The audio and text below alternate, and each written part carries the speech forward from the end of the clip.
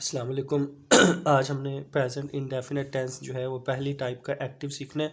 Last lecture में हमने present indefinite देखा था, उसका एक्टिव भी बनता है, पैसिव भी बनता है और सिंपल प्रेजेंट भी बनता है। ये प्रेजेंट इंडेफिनेट के एक्टिव में आखिर में भी है आएगा, प्रेजेंट इंडेफिनेट के पैसिव के आखिर में भी है आएगा और सिंपल प्रेजेंट टेंस के आखिर में भी है आएगा। हमने पिछली वीडियो में सारी इनका जो फ़र्क देखा था कि एक्टिव का वो जुमला होता है जिसमें काम करने वाला भी मौजूद हो, काम जो हुआ है वो भी मौजूद हो और जिस पर काम किया जाए वो भी मौजूद हो। यानी सब्जेक्ट काम करने वाला, वर्ब जो काम हुआ है और जो ऑब्जेक्ट जिस पर काम हो, तीनों चीज़ें मौजूद होंगी तो वो किसका जुमला बन जाएगा? वो एक्टिव का जुमला बन जाएगा। हम प्रेजेंट इंडेफिनेट का एक्टिव का जुमला देखते हैं। सबसे पहले इस जुमले की पहचान ये होती है कि उर्दू फ़िक्रे के आखिर में ता है, ती है और ते हैं आता है। मैंने अभी आपको बताया, जब भी कोई हम इंग्लिश में उर्दू जुमला आ जाए, उसको इंग्लिश में जब बनाते हैं तो सबसे पहले हम उर्दू उस फ़िक्रे का क्या देखते होते हैं? आखिर देखते होते हैं। तो उर्दू उर्दू फ़िक्रे के आखिर में ता है, ती है या ते हैं आ जाए तो ता है, ती है और ते है जो है वो किसकी पहचान है? प्रेजेंट इंडेफिनेट की है। तो प्रेजेंट की पहचान है, लेकिन ता है किसकी पहचान है? प्रेजेंट इंडेफिनेट की। ती है किसकी पहचान है? प्रेजेंट इंडेफिनेट टेंस की।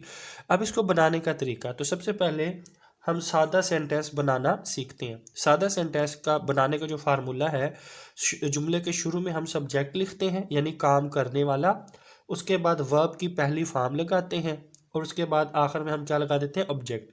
सब्जेक्ट होता है काम करने वाला, वर्ब जो काम हुआ हो और ऑब्जेक्ट जिस पर काम किया जाए। नीचे मैंने एग्जांपल लिखी है, आई प्ले फुटबॉल। ये प्रेजेंट इंडेफिनेट का जुमला है। कैसे पता चला? एक तो इसमें वर्ब की फॉर्म कौन सी लगी हुई है? पहली। वर्ब की फॉर्म पहली लगी हुई है, इससे पता चल जाएगा ये प्रेजेंट इंडेफिनेट है। दूसरा, शुरू में सब्जेक्ट है और आखिर में क्या है? ऑब्जेक्ट है। अब यहाँ देखें, दूसरी चीज़ जो हमने काबिले वो रखनी है, वो ये रखनी है कि अगर ही, शी और इट ये तीन प्रोनाउन आ जाए, ही, शी, इट, या कोई वाहिद नाम आ जाए, वाहिद किसी शख्स का नाम भी हो सकता है, कंपनी, चीज़, किसी भी शय का नाम आए, ही, शी, इट या वाहिद नाम आ जाए तो एस या एस का इजाफा होता है। एस या एस का इजाफा कहाँ होता है? इस वर्ब के साथ, इस वर्ब के साथ। अब ही, शी, इट या वाहिद नाम, अब ये देखिए आई जो है ना ही है, ना शी है, ना इट है, ना कोई वाहिद नाम में से है, इसलिए आई के साथ हमने एस का इजाफा नहीं किया। नीचे देखें, आई, वी, दे, यू या जमा नाम के साथ हम ऐसे इसका इजाफा नहीं करते, नहीं होता।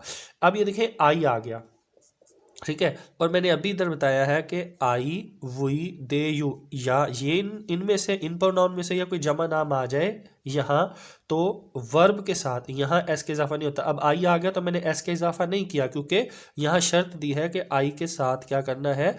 एस इसका इजाफा नहीं करना। अब यही आई हटाकर मैं यहाँ पर ही लिख देता हूँ तो अब ये ही आ गया, तो ही के साथ तो ऐसे इसके इजाफा होता है। अब मुझे यहाँ पर एस लिखना पड़ेगा, ठीक है। अब अगर ही हटा के यहाँ पर मैं दे लिखता हूँ, अब देखते हैं एस लिखना पड़ेगा कि नहीं। ये दे आ गया, देखो यहाँ पे दे लिखा हुआ है, तो जहाँ दे आ जाए तब आपने ऐसे इसके इजाफा नहीं करना, तो दे के साथ यहाँ ऐसे इसके इजाफा नहीं होगा। सबसे ज़्यादा गलती बच्चे यहाँ पर करते हैं। आपने बस ये चीज़ याद रखनी है कि ही, शी, इट या वाहिद नाम हो तो यहाँ पर वर्ब के साथ ऐसे इसके इजाफा करना है। अगर आई, वी, दे, यू या जमा नाम हो तो ऐसे इसके इजाफा इस वर्ब के साथ नहीं करना। दे इस लाइन में से है, इसके साथ ऐसे का इजाफा नहीं होता, ठीक है। अब आपकी एक्टिविटी ये है, आपने मुझे बताना है कि भाई किन के साथ ऐसे इसके इजाफा लगता है। आपने बताना है ही, शी, इट या ऐसे है, शी, इट या वाहिद नाम हो तो ऐसे इसके इजाफा होता है, और आई, वी, दे, यू या जमा नाम हो तो ऐसे इसके इजाफा नहीं होता। ये आपकी एक्टिविटी है, ये आपने याद करनी है। अच्छा, अब नेक्स्ट ना हमने एक एग्जांपल देखनी है, वो सेब खाता है। ये कहीं पे भी आपको एक सेंटेंस मिलता है तो हमने क्या देखना है? फिक्रे का आखिर है आ गया, किसको शो करता है? प्रेजेंट को। ता है आ गया, ता है किसको शो करता है? प्रेजेंट इंडेफिनेट को। अब ता है यानी ता है किसको शो करता है? प्रेजेंट इंडेफिनेट को। अब इसमें देखना है कि ये एक्टिव का है, एक्टिव का क्या निशानियां होती है? काम करने वाला मौजूद होता है, तो इस सेंटेंस में सेब खाने वाला वो मौजूद है, तो इसका मतलब ये एक्टिव का जुमला है। दूसरे हमने क्या चीज़ देखनी होती है? सब्जेक्ट तो हमें मिल गया, काम करने वाला तो हमें मिल गया। दूसरी चीज़ हमने देखनी है वर्ब, क्या कोई काम हुआ है? तो खाना, यानी खाता है, तो खाना कोई अमल है, कोई वर्ब है, तो हम इसका मतलब हमें इसमें वर्ब भी मिल गया। और क्या खाता है, सेब खाता है, तो सेब ऑब्जेक्ट हो गया, तो हमें इसमें से तीनों चीज़ें मिल गई। इसका मतलब ये प्रेजेंट इंडेफिनेट भी है और एक्टिव भी है, और एक्टिव को एक्टिव के तरीके से हल करेंगे। अब इसको हल करने का फार्मूला अभी हमने सीखा था। शुरू में हम सब्जेक्ट लगाएंगे, वर्ब की सादा जुमले में वर्ब की पहली फॉर्म लगाएंगे और आखिर में ऑब्जेक्ट लगाएंगे। फिक्रा हल करने की जो तरतीब है वो ये है, पहले हम जुमले में सब्जेक्ट लिखते हैं, फिर हम उसके बाद वर्ब लिखते हैं और उसके बाद हम ऑब्जेक्ट लिखते हैं। यानी पहले नंबर पर सब्जेक्ट, दूसरे नंबर पर वर्ब और तीसरे नंबर पर ऑब्जेक्ट। इसमें हमने ढूंढा था सब्जेक्ट क्या है, सब्जेक्ट बोलता है काम करने वाला, ये हमारा सब्जेक्ट है। उसके बाद हमने वर्ब ढूंढना है, वर्ब क्या होता है, कोई काम, ये खाना हमारा वर्ब है, और क्या खाता है, सेब, ये हमारा ऑब्जेक्ट है। अब ये है आगे पीछे, इन एस ओ वी को इस तरतीब से लिखना है, यानी पहले एस है तो एस को पहले लिखना है, एस की ही की इंग्लिश क्या होगी, वो की इंग्लिश क्या होगी, ही। ये हमने यानी सब्जेक्ट लिख दिया। अब हमने लिखना है वर्ब, दूसरे नंबर पर किसको लिखना है, वर्ब को लिखना है। इसमें वर्ब क्या है, खाना, खाने की इंग्लिश क्या होती है, ईट। अच्छा, अब हमने ये देखना है कि ईट के साथ एस लगेगा या नहीं लगेगा, एस ये एस लगेगा या नहीं लगेगा ही के साथ। तो अभी मैंने बताया कि ही जो हो या शी हो या इट हो, ही या वाहिद नाम, अब ही तो इसके साथ क्या लगेगा, एस या एस का इजाफा होगा, ये आपने याद रखना है। ही आ गया तो एस का इजाफा यहाँ पर होगा, ही ईट्स।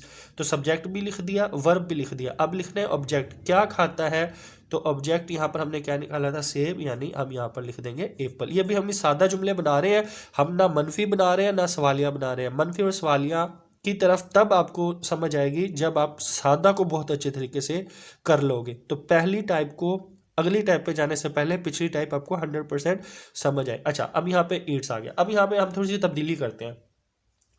अगर मैं यहाँ पर लिख दूँ कि ज़्यादा कोई जमा नाम कर देते हैं, फॉर एग्जांपल लोग सेब खाते हैं, लोग सेब खाते हैं। अब यहाँ पे ते बड़ी ते आ जाएगा और यहाँ क्या आ जाएगा, है। लोग सेब खाते हैं। अब लोग जमा नाम है, ठीक है, और आखिर में ते है आ गया, है किसको शो करेगा, प्रेजेंट को, और ता है, ती है या ते है किसको शो करेगा, प्रेजेंट इंडेफिनेट को। अब इसमें काम करने वाला है लोग, क्या काम किया है, खाते हैं, क्या खाते हैं, सेब। तो तीनों चीज़ें हैं, सब्जेक्ट भी है, वर्ब भी और ऑब्जेक्ट भी है, लिहाजा ये एक्टिव का जुमला है। अब इसको हल करने के लिए हम ये वाला फार्मूला अपनाएंगे, पहले सब्जेक्ट लिखेंगे, वर्ब की पहली फॉर्म और फिर ऑब्जेक्ट। अब इसमें सबसे पहले देखेंगे कि इसके अंदर जो सब्जेक्ट है वो क्या है, यानी काम करने वाला कौन है, लोग, ये हमारा सब्जेक्ट है। उसके बाद वर्ब, काम क्या हुआ है, खाना, ये हमारा वर्ब है, और क्या खाते हैं, सेब, ये हमारा ऑब्जेक्ट है। तो सबसे पहले किसकी इंग्लिश लिखनी है, सब्जेक्ट की, क्योंकि हमने इस तरतीब से जुमला बनाना है, ठीक है। सबसे पहले क्या लिखना है, सब्जेक्ट। तो सब्जेक्ट इसमें क्या है, लोग, काम करने वाले, तो यहाँ पर हम लिख देंगे पीपल।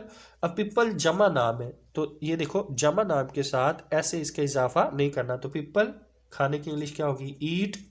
तो पीपल के साथ मैंने एस का इजाफा नहीं किया क्योंकि जमा नाम के साथ ऐसे इसका इजाफा नहीं करते। अगर यहाँ पीपल की जगह आई होता तब भी इजाफा नहीं होना था, वही होता तब भी नहीं आना था, दे होता तब भी नहीं आना था, और यू होता तब भी नहीं आना था।